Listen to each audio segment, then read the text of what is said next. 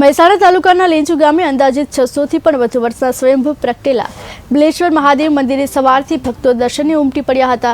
કહેવાય છે કે 600 વર્ષ પહેલા ટેબા વિસ્તારમાં કુદરતી રીતે બીલીપત્રના ઝાડ ઉગી નીકળ્યા હતા।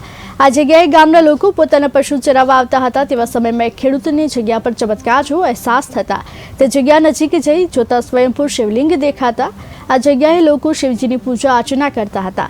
ત્યારબાદ લોકોના માનેલા મનોકામના પૂર્ણ થતા આ જગ્યા પર સમસ્ત ગામ તરફથી બિલેશ્વર મહાદેવનું નિર્માણ કરવામાં આવ્યું હતું। અને અહીં બિલેશ્વર દાદાનું જે મંદિરનું ધામ છે ત્યાં એટલા બધા અસંખ્ય બીલીના ઝાડ છે।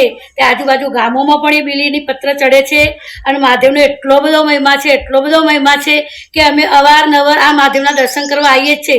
અમારી કંઈ પણ મનોકામના હોય તો મહાદેવજી અમારી પૂરી કરે છે। અને શ્રાવણ મહિનાના અમાસે જબરજસ્ત મેળો અહીં ભરાય છે। તો આજુબાજુના તમામ ગામડાઓ આ મહાદેવના દર્શનનો લાભ લે છે, મેળાનો લાભ લે છે, આનંદ પણ કરે છે અને સૌની મનોકામના બિલેશ્વર દાદા મહાદેવ સૌની પૂરી કરે છે। આ એક બિલેશ્વર મહાદેવનું એવું માતમ 500 વર્ષ જૂનું છે। શ્રદ્ધાળુ આજુબાજુના ગામથી લોકો દર્શન કરવા આવે છે અને પૌરાણિક મંદિર છે।